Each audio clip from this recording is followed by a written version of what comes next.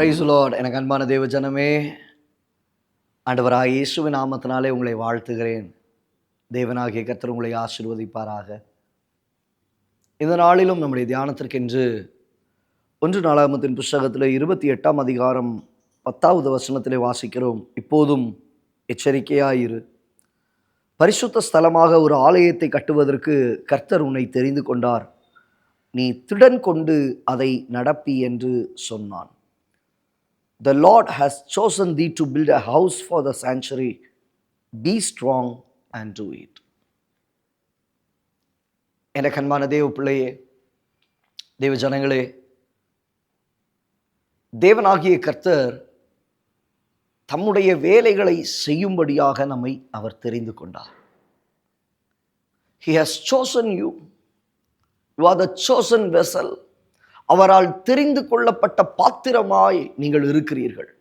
எதற்கு? தாவீது சொல்லுகிறான், தன் மகனை பார்த்து, சாலமோனை பார்த்து, கர்த்தரால் தெரிந்து கொள்ளப்பட்ட சாலமோனே, கர்த்தருடைய வீட்டை கட்டுவதற்கு, அவருடைய ஆலயத்தை கட்டுவதற்கு நீ தேவனால் தெரிந்து கொள்ளப்பட்ட பாத்திரம் என்று சொல்லுவது மாத்திரமல்ல, அவனை பார்த்து சொல்லுகிற ஒரு வார்த்தை, நீ எச்சரிக்கையாயிரு. இன்றைக்கு தேவ பிள்ளைகள் நாம் வெளியே புறப்பட்டு போகிறோம். போகிற இடங்களிலே மற்றவர்களுக்கு ஆண்டவரை பற்றி நாம் சொல்லுகிறோம். கர்த்தருடைய வேலை, வார்த்தைகளை கொண்டு சொல்லுகிறோம். கர்த்தருடைய வேலை, நாம் ஒவ்வொரு இடங்களிலும் அவரை அறிகிற அறிவின் வாசனையை வீசுகிறோம். அது கர்த்தருடைய வேலை.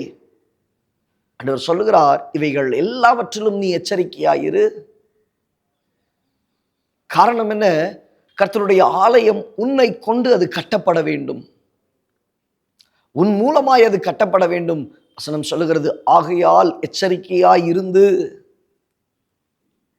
இப்ப ஆண்டவர் சொல்லுகிறார், நீ திடன்கொள், காரியத்தை நடப்பி. ஏதோ வந்தோம் போனோம் ஊழியத்தை செய்கிறதல்ல, செய்யப்படுகிற ஊழியத்தை ஆயத்தத்தோடு செய்யணும். ஆண்டவர் உங்களுக்கு சண்டே ஸ்கூல் ஊழியங்களை கொடுத்துருக்கிறாரா? கேர்சல் ஊழியங்களை கொடுத்துருக்கிறாரா? ஜெபம் நடத்துகிற ஊழியத்தை கொடுத்துருக்கிறாரா? வாலண்டியர்ஸ் ஊழியத்தை கொடுத்துருக்கிறாரா? அப்படியே கையை வீசிட்டு வருவோம், கையை வீசிட்டு போவோம், ஆயத்தம் இல்லாமல் வருவோம், ஆயத்தம் இல்லாமல் போவோம்.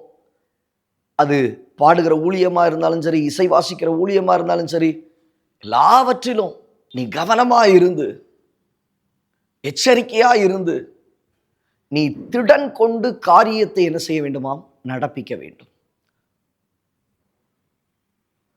You should be courageous and you should be strong and you do it. நீங்கள் திடமனதாய் இருந்து காரியத்தை நடப்பியுங்கள்.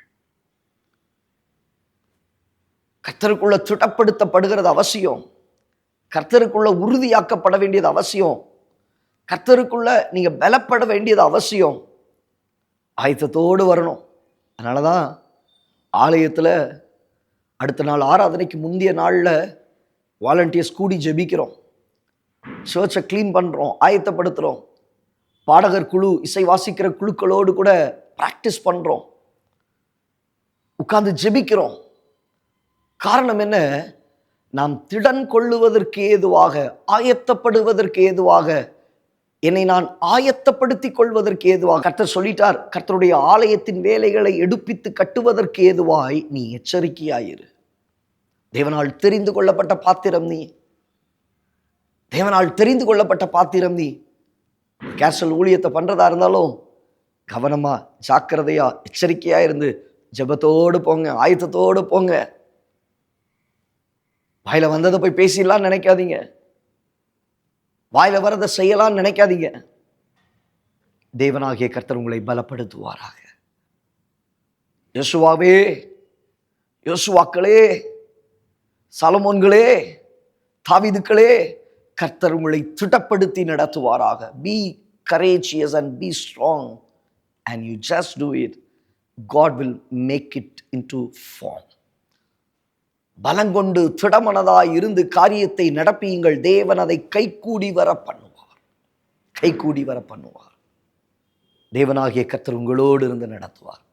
நீ தேவனால் தெரிந்து கொள்ளப்பட்ட பாத்திரம். கண்களை மூடி ஜெபிக்கலாமா? நல்ல தகப்பனே, இந்த வார்த்தைகளை கேட்ட உடைய பிள்ளைகளுடைய வாழ்க்கையில் எச்சரிக்கையாயிருந்து ஆண்டவரே கர்த்தருடைய வேலைகளை செய்யத்தக்கதாக தெரிந்து கொள்ளப்பட்ட பாத்திரங்களாக பிள்ளைகள் காணப்பட திடமனதாயிருந்து ஆண்டவரே காரியத்தை நடப்பிக்க உதவி செய்வீராக. இயேசுவின் நாமத்தில் பிதாவே, ஆமென். அந்த பிள்ளையே, கர்த்தருடைய வேலையை செய்யும்படியாக தெரிந்து கொள்ளப்பட்ட பாத்திரம். எச்சரிக்கையாயிருங்கள், திடமனதாயிருந்து காரியத்தை நடப்புங்கள். கர்த்தர் உங்களோடு இருப்பார். God bless you. God bless you.